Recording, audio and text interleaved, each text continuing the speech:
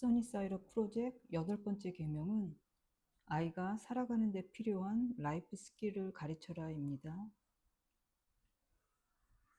모든 것을 다 해주는 부모는 아무것도 안 해준 부모와 같다라는 말이 있죠. 많은 아이들이 더 이상 생각할 필요가 없어졌습니다. 엄마가 다 해주니까요. 밥 먹어라, 공부해라, 게임 그만해라, TV 그만 봐라, 운동 갈 시간이야. 아이가 생각해 볼 시간도 없이 끊임없이 명령하고 지시하니까 아이가 생각하고 선택하는 것이 아니라 아무 생각 없이 좀비처럼 그냥 시키는 대로 하게 됩니다. 그러나 아이에게 선택을 줄수록 자기 일에 더 파워를 가지고 결정을 하는 능력이 생기게 됩니다. 제대로 된 선택을 하기 위해서는 아이가 스스로 해봐야만 자유와 책임, 선택과 결정이라는 그 무게감을 알게 되고 문제를 해결해 보면서 독립된 인간으로 성장하는 것이죠. 우리 뇌는 21일 동안 계속하면 인식을 해서 습관이 되게 할 수 있다고 해요. 모르는 것은 부모가 가르쳐주면 기본적인 가르침에 따라서 아이가 해보면서 자신의 아이디어가 더해져 더 좋게, 낫게 만들 수도 있습니다. 흔히 아이들을 시키지 않고 부모가 다 해서 대학을 갈 나이가 되어도 빨래도 설거지도 제대로 못하는 아이들을 보게 됩니다. 집안일은 우리 가족이 한 팀으로서 서로 도와야 할 일이고 아이가 걸을 수 있으면 아이도 집안일에 참여할 수 있습니다. 많은 부모들이 집안일은 부모의 일이라고 여겨서 아이가 집안일을 하게 하려고 방 치우면 설거지하면 돈 줄게 뭐 사줄게 하며 보상이라는 외적 통제를 통해 하게 만들려고 하죠. 가족이 맛있는 음식을 나누어 먹고 가족의 이익금을 용돈이라는 이름으로 나누고 부모가 경제적인 책임을 맡는 등 역할이 있는 것처럼 아이들은 아이들의 일인 학교를 잘 다니고 공부를 열심히 해야 합니다. 잘해야 된다는 것이 아니라 성실하게 해야 한다는 뜻입니다. 아침에 스스로 일어나고 밥 먹은 걸 치우고 자기 몸을 돌보고 방을 치우는 일은 아이의 일입니다. 부모의 일, 아이의 일이 있다면 가족 구성원들이 다 함께 참여해서 가족들의 편안과 편리를 위해 같이 나누어야 할 일이 집안일입니다. 집안일은 우리 가족이 같이 나누어야 할 부분이고 아이가 배워야 할 라이프 스킬입니다. 절대로 방을 치운다고 설거지한다고 보상으로 돈을 주지 마세요. 부모의 일이고 아이의 일이고 우리 모든 가족의 일입니다. 한 사람이 특히 엄마가 모든 집안일을 다 하는 것이 습관이 되지 않게 같이 집안일 차트를 만들고 서로 협력해야 한다는 것을 알려주세요. 어려서는 빨래통에 자신의 옷을 넣고 장난감통에 장난감을 넣는 것부터 시작해서 점점 나이가 들면서 빨래도 하고 청소도 하고 요리도 할 수 있게 해주세요.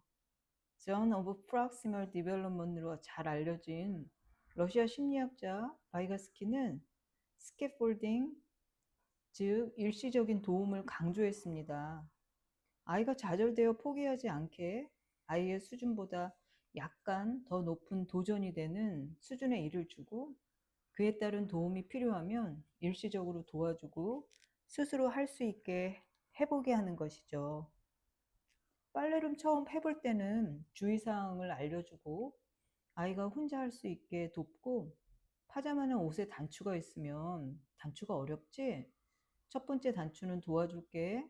한 손으로 이렇게 잡고 다른 손으로 빼는 거야. 가르쳐주고 아이가 해보게 지켜보세요. 벤자민 프랭클린은 말해주면 잊어버리고 가르치면 기억하지만 해보면 배운다고 했습니다.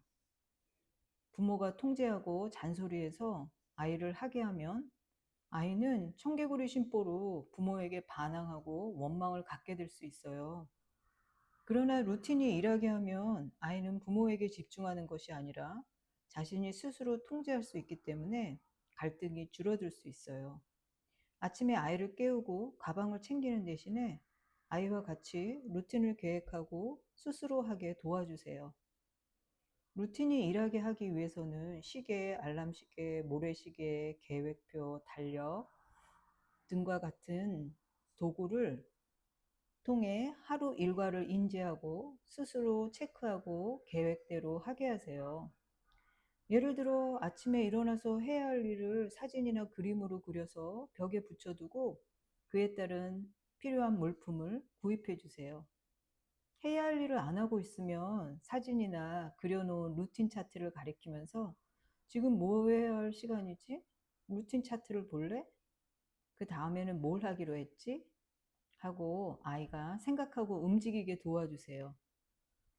그러나 로마가 하루아침에 이루어진 게 아닌 것처럼 행동이 습관이 되려면 수많은 반복과 일관성을 통해 이루어집니다.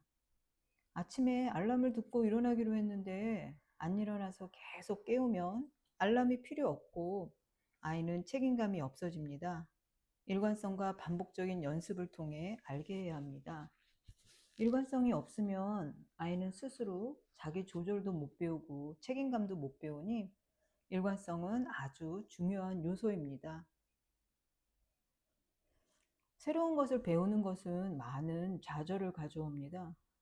사랑의 이름으로 아이가 학교에 입고 갈 옷을 고르고 밥을 먹여주고 가방을 들어주고 청소를 해주고 아이의 수발을 드는 시녀가 되고 어시스턴트가 되면 아이는 삶에 필요한 기술들을 습득할 수 없어요. 예를 들어 엄마가 다 해주면 자주 잊어버리는 아이는 기억할 필요가 없죠. 엄마가 다 기억하고 있으니까요. 만약에 엄마가 잊어버리면 오히려 엄마를 탓하고 원망하게 됩니다. 엄마가 잊어버려서 못하게 됐잖아. 엄마가 안 깨워서 학교에 늦었잖아. 하고요. 누구의 일인가요? 아이의 일도 부모가 자신의 일처럼 하면 아이는 아무것도 배우지 못하고 부모만 배우게 됩니다. 아이가 할 수 있는 일은 해주지 말아야 아이는 시행착오를 거쳐 자신만의 방법이나 문제 해결력을 갖게 됩니다. 닉 부이치치는 팔다리가 없이 태어났고 레나 마리아는 팔 없이 다리는 있으나 짧고 기능을 할 수 없게 태어났습니다. 그러나 그들은 삶을 비관하거나 포기하지 않고 오히려 많은 사람들에게 희망과 용기를 줬죠. 그들 뒤에는 그들을 일어설 수 있게 한 부모가 있었습니다. 반대로 눈이 안 보여서 불쌍하다고 부모가 수발하고 걷지 못한다고 휠체어에만 의존하게 하고 스스로 시도하지도 못하게 손과 발이 되어서 아이는 결국 평생을 부모 없이는 아무것도 할 수 없었던 안타까운 사례들도 많이 있죠. 어려서부터 자신의 환경을 어떻게 조절할지 배워야 합니다. 영화 아웃 오브 마이 마인에서 실제 장애를 가진 아이가 배우로 나와 더 감동을 주었던 멜로디의 성장 이야기를 한번 보세요. 부모가 지지만 해준다면 아이는 부모의 도움 없이 스스로 하고 싶어 하고 그 난관들을 깨고 극복하면서 일어서려고 최선을 다하게 됩니다. 손과 발이 되어 지지하는 게 아니라 아이가 스스로 할 수 있게 지지해 주는 것이죠. 다 해주지 말고 아이가 어떻게 스스로 할 수 있게 할지를 연구해 보세요. 특히 어린아이들에게는 은연중에 아이를 못하게 막아서죠. 예를 들어, 칼은 위험하니 너는 어려서 지금은 쓸 수 없다고 하죠.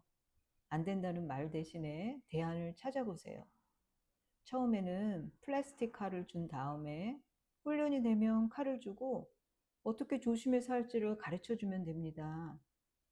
아이가 할 수 있는 범위 내에서 할 수 있게 격려해 주세요.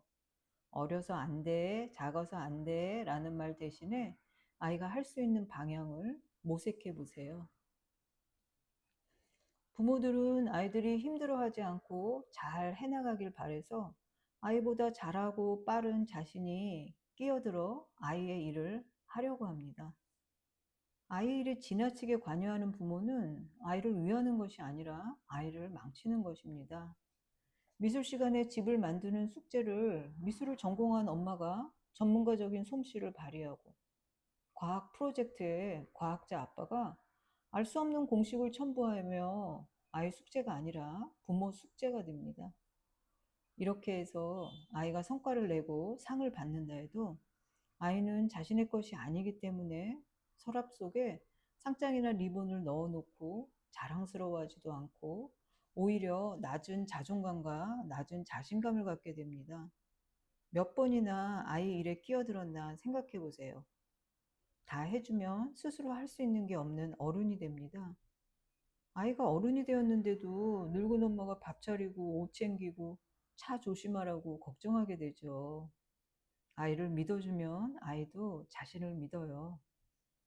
아이들이 초등학교 때 교회에서 아와나 클럽을 했는데 한 번은 아이와 부모가 참여하는 프로그램에 주제가 자동차와 관련되어 스피드상과 자동차 디자인상이 있었어요.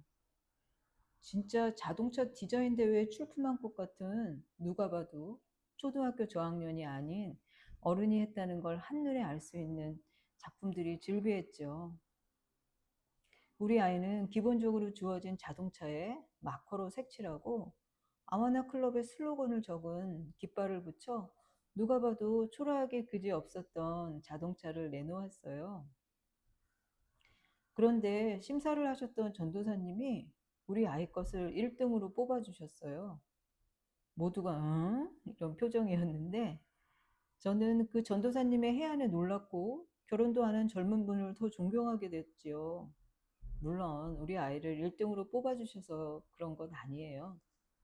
만약 부모들이 다 해준 자동차가 뽑혔다면 부모들은 더 열심히 내년에도 아이 대신 다 하려 하겠지만 올해 제일 볼품없어 보이고 부모의 도움이라고는 전혀 받지 않은 아이가 뽑혔기 때문에 아이에게 맡길 수 있게 되었다는 게 너무 기뻤죠.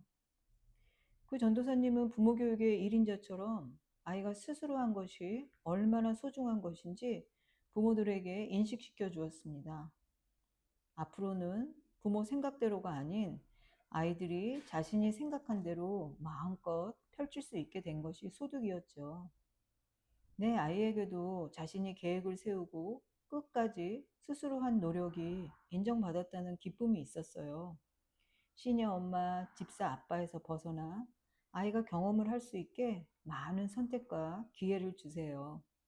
아이를 사랑한다면 더욱이 아이를 대신해서 해주지 마세요. 유학 시절 최고의 학부를 나오고 자부심으로 가득 차 모든 일에 자신감과 당당함이 넘친 친구가 있었어요. 그녀의 집에 들어가면 침대에 옷을 가득 쌓아놓고 설거지도 안 해서 싱크대에 넣어놓고 요리를 한 번도 배워본 적이 없고 공부가 제일 잘하는 것이었던 그녀를 아마도 너는 공부만 하면 돼. 나머지는 엄마가 알아서 할게. 하고 공부 외에는 부모는 가르치지 않았던 것 같아요. 그 시절에는 한국장도 5시간을 운전해서 가야 하는 곳에 있어서 요리를 잘하는 것이 큰 장점 중 하나였습니다. 스트레스로 찌든 일주일을 맵고 달디단 맛있는 음식으로 치유를 받을 수 있었으니까요. 주말에 서로의 집에 오가며 맛있는 거 먹으면서 학업의 스트레스를 달래는 것이 유일한 낙이었던 시절이었죠. 아무것도 할 줄 몰랐던 그녀는 겪는 줄로 음식 만드는 법을 배우고 물어보고 잘 정리된 다른 사람들의 집에 가보더니 몇 개월 만에 완전히 달라져 있었습니다. 깨끗하게 정리된 집에서 요리도 늘고 공부가 전부가 아닌 다른 중요한 것도 있다는 것을 똑똑한 그녀는 금방 알아차렸죠. 부모는 사랑의 표현으로 힘들게 공부하는 딸을 위해 손과 발이 되어주고 싶었겠지만 그녀는 라이프 스킬을 부모가 아닌 다른 사람들에게서 배우게 되었죠. 아마도 한국에서 계속 엄마와 함께 살았더라면 여전히 엄마는 시녀가 되어 그녀의 손과 발이 되었을 거고 그녀는 배울 기회를 놓치고 자신의 삶에 놓친 것이 무엇인지 생각해 볼 시간도 놓쳤을 수도 있죠. 자신의 행동을 관리한 능력이 발달되도록 도와주고 자유에는 질서와 책임이 따르는 걸 알게 하세요. 건강한 관계는 바운더리를 주지만 친절하고 존중해야 합니다. 반대로 건강하지 못한 관계는 잔소리, 통제, 소리 지르며 친절하지도 존중을 보이지도 않죠. 아이가 독립된 인간으로 성장하는 게 육아의 목표라고 하면 어려서부터 아이는 많은 선택을 경험해야 하고 외부의 통제에서 내부의 통제로 바뀌어 자기 조절, 자기 통제가 되게 해야 합니다. 예를 들어 숙제를 오자마자 하기로 규칙을 정했다면 아이가 자라면서 잠자기 전에 언제 할지를 스스로 정하게 통제를 점점 아이에게 맡기는 것이죠. 선택할 자유는 아이에게 있고 그에 대한 책임이 있음을 알게 해주세요. 선택을 줄 때 할지 안 할지가 아니라 언제 어떻게 할지 선택하게 하세요. 숙제를 할 거야, 안 할 거야가 아니라 언제 어떻게 할 건지 물어보세요. 어려서는 너무 많은 선택을 주지 말고 둘 중에 하나를 고르게 하세요. 음료수를 어떤 거 먹을래? 우유, 주스? 밖에 나가야 하는데 샌들, 운동화? 지금 할래? 밥 먹고 할래? 라고 물어보고 제3의 선택을 하면 가능한 옵션이 언제 되는지 이야기해주면 지금은 다른 선택이 가능하지 않음을 알려주세요. 아침에 시리얼 과일 대신에 팬케이크를 원하면 팬케이크 먹고 싶구나.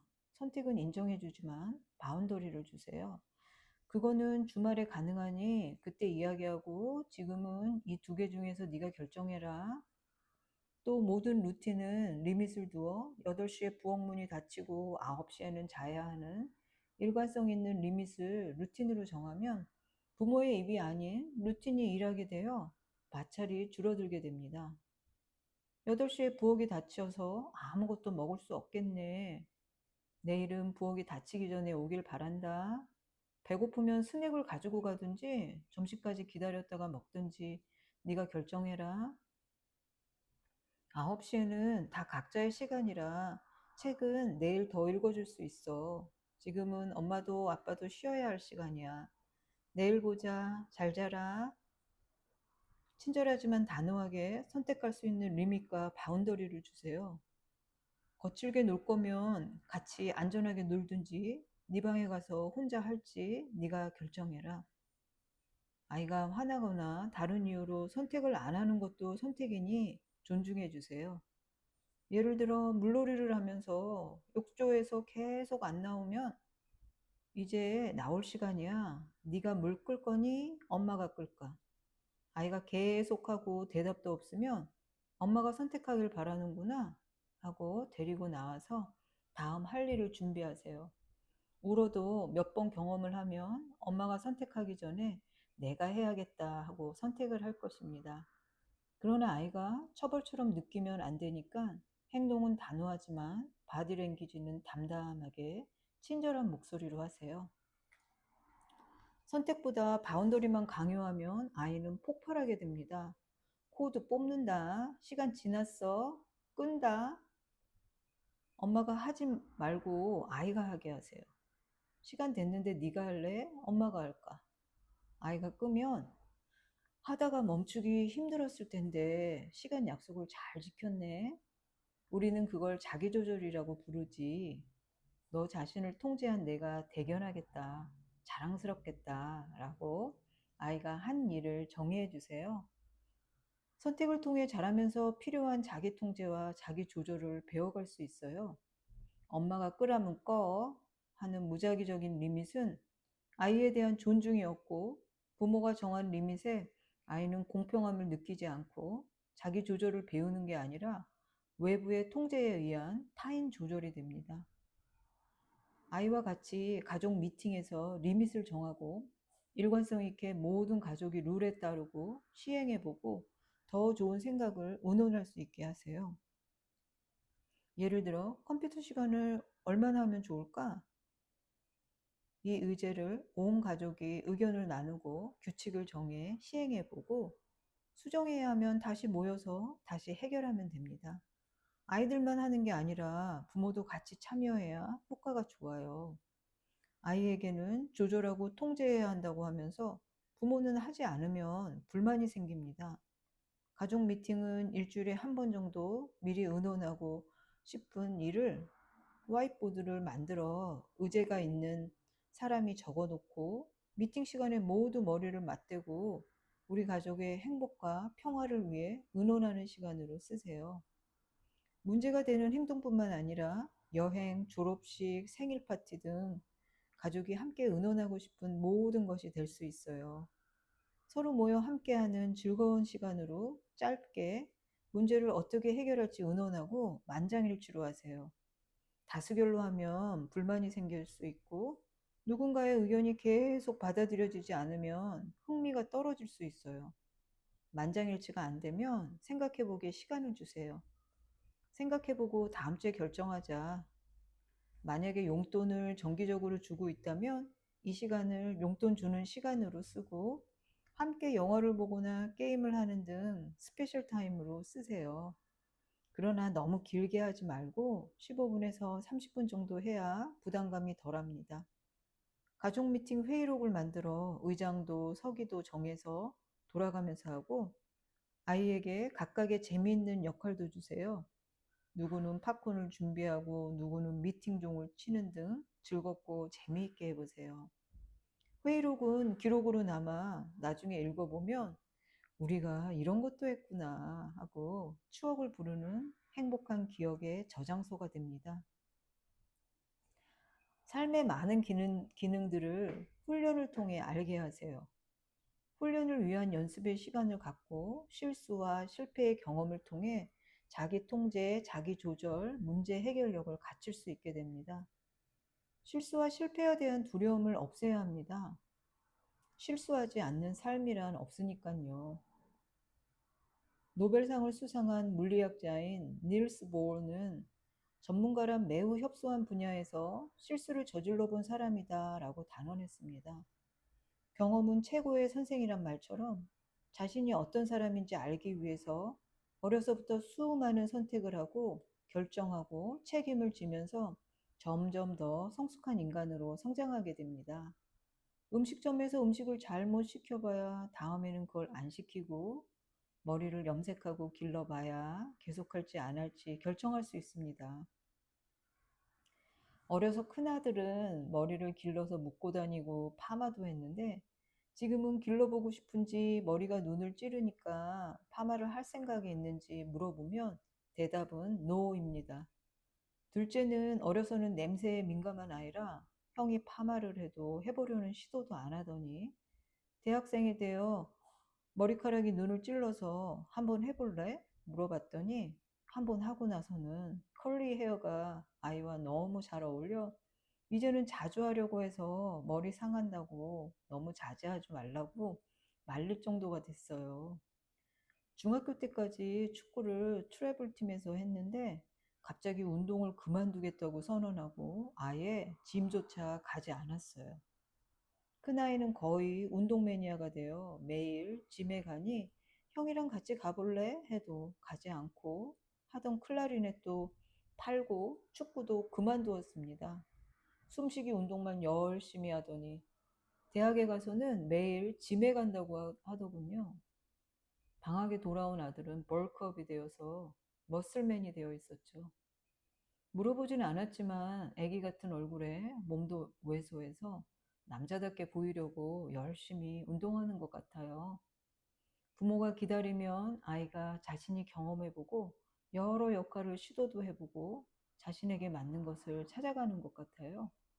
인간은 진화하기 때문에 계속 선택하고 시도하면서 자신만의 독특한 인간으로 성장하는 것이죠. 말로는 아이가 선택하라고 하면서 결국은 부모가 원하는 대로 하게 아이를 조종하지 마세요.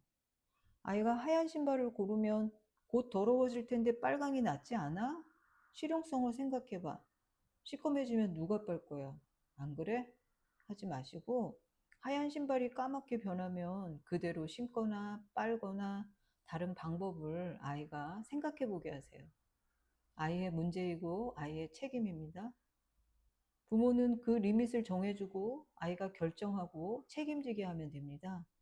예를 들어 1년에 운동화는 몇 개, 가격대는 얼마로 정해주고 그 리밋과 바운더리 안에서 아이가 빨강이든 하양이든 원하는 걸 사게 해주세요. 우리 집에는 매년 블랙 프라이데이에 운동화를 사는 사는데 버짓과 리밋을 주어 100불 미만의 운동화 한 개, 둘 다 운동화를 해서 농구와 축구화도 한 개씩 고르게 했어요. 그리고 운동화보다 더 즐겨 신는 슬리퍼는 헤어지거나 발 사이즈가 달라지면 사줬어요. 슬리퍼는 발 사이즈가 바뀌지 않으면 잘 헤어지지 않아서 몇 년은 거뜬히 신어 몇 번 사주지 않은 것 같아요. 예산 내에서 무엇을 고르든 아이들의 선택이고 초등학교 때부터 매년 전통처럼 하고 있습니다. 옷도 계절별로 일주일에 갈아입을 옷을 7번씩 사줍니다. 옷의 리밋을 정하고 원하는 옷은 아이들이 고릅니다. 다음 해가 돼서 아이가 바지를 안 사도 되고 티셔츠가 더 필요하다고 말하면 삽니다. 기본 규칙 내에서 융통성을 가지고 하면 돼요. 작은 아이는 자라면서 디자이너 옷에 관심을 가졌는데 우리의 버짓은 이 정도니 필요하면 아이 돈으로 사거나 일을 해서 모은 돈으로 사라고 했어요. 한 번은 고등학교 때 자신이 일해서 번 돈으로 200불이 넘는 후디를 샀어요. 놀랐지만 자신이 갖고 싶어 하던 것이었고 자신의 힘으로 산 것이라 아무 말도 안 했고 지금도 잘 입고 있어요. 그 뒤로는 한 번도 그렇게 비싼 옷을 산 적이 없어요. 자신의 돈을 어떻게 써야 가치가 있는지를 생각하는 것 같아요. 아이들이 좋아하는 것을 크리스마스나 생일이나 특별한 날에 선물하지만 기본 룰은 지켜져야 아이들이 리밋과 바운더리를 알게 됩니다. 중학교 때 큰아이는 LA 레이커스 팬이어서 후디를 사준 적이 있었는데 한 달도 안 돼서 잃어버린 적이 있었어요. 학교며 찾을 만한 곳을 다 찾아봤지만 못 찾았지요. 그래서 집에 있던 다른 후디를 입고 다녔어요.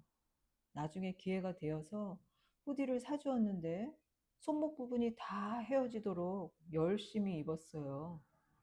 손목 부분이 너무 헤어진 거 아니야? 해도 괜찮다며 그 부분을 손목 안쪽으로 넣어서 입으면 안 보여서 괜찮다고 했어요. 아끼는 옷을 입는 나름대로의 노하우가 생긴 듯 했어요. 그 뒤로는 제가 아는 한 물건을 한 번도 잃어버린 적이 없었고 옷 사고 신발 사는 게 전통처럼 되어서 말 안 해도 블랙 프라이데이에 신발 사야 된다고 하고 계절이 바뀌거나 학기가 바뀔 때 옷이 필요하다고 아이가 스스로 체크하고 말해주게 됐어요. 한 번은 큰아이가 신발에 구멍이 나서 비가 들어온다고 했어요. 신발을 사주겠다고 했는데 아이가 평상시에는 슬리퍼를 신고 다녀서 괜찮다고 신발을 안 사도 된다고 하더군요. 거의 슬리퍼를 신고 다니고 운동할 때만 농구화를 신으니 안 사도 된다고 해서 그냥 둔 적도 있어요. 평상시에 미니멀리스트로 살았고 꼭 필요한지를 생각하고 환경에 대해서도 아이들이랑 많은 이야기를 나누어서 아이들도 꼭 필요한 것이 아니면 안 사는 것이 습관이 든 것 같아요. 굳이 본인이 괜찮다고 하는데 부모가 아이 결정을 따르지 않고 배려라고 여겨서 사주려고 하면 아이는 자신의 의견을 듣지 않는다고 생각할 수 있어 동상이몽이 될 수 있습니다. 아이가 불편하고 필요하면 말할 것이니 아이가 말하지 않으면 그냥 내버려 두세요. 배려라고 여긴 행동을 아이는 내 말을 존중하지 않고 부모 마음대로 한다고 여길 수 있어서 부모는 돈 쓰고 마음 쓰고 상처를 받게 되니까 아이가 노라고 하면 노라고 받아들이세요. 라이프 스킬뿐만 아니라 타인과 함께 살아가는 데 필요한 사회성 스킬은 인간관계에서 문제를 만날 때 어떻게 해결할지를 배울 수 있게 어려서부터 연습을 시켜줘야 합니다. 자신의 방법을 시험해보고 모든 사람이 다 똑같이 반응하지 않으니 학교, 집, 다른 외부 환경에서 어떻게 행동하고 관계를 쌓아갈지를 배워야 합니다. 각 관계 속에서 성장하고 진화할 수 있게 부모는 도와주고 훈련하는 역할을 해야 합니다. 어려서는 역할놀이, 리허설 등을 통해 타인과 어떻게 협력해 나갈지 공감과 배려하는 마음을 알게 도와주세요. 마더스데이, 파더스데이, 부모 생일 등 기념일을 안 챙기는 아이에게 섭섭함을 느끼는 부모님들이 많이 있습니다. 오늘 엄마 생일인데 선물도 없어? 난 너를 위해 다 해줬는데 인정머리 없는 것 하지 말고 아이가 잊어버리고 안 해줄 것 같으면 미리 아이에게 엄마 생일이 곧 다가온다 하고 엄마가 기대하는 것을 말해주세요. 큰 선물을 해달라는 게 아니라 기억해줬으면 좋겠다고 이런 날은 문자 하나라도 보내는 것이라는 걸 가르쳐 주세요. 상업주의적인 영향으로 메일이 무슨 이름이 붙여져 아이도 다 기억하기 힘들고 매번 무언가를 준비해야 하는 부담감도 있습니다. 부모도 너무 큰 것을 바라지 말고 문자 하나, 꽃 한 다발이면 족하게 여기면 좋을 것 같아요. 아이가 잊어버리고 안 해줬다고 복수로 너도 당해봐라 하면서 기다렸다가 아이 생일날에 똑같이 해주지 마시고요. 서로 사랑하고 도와주고 가르쳐 주려고 존재하는 게 부모입니다. 경청해 주셔서 감사합니다.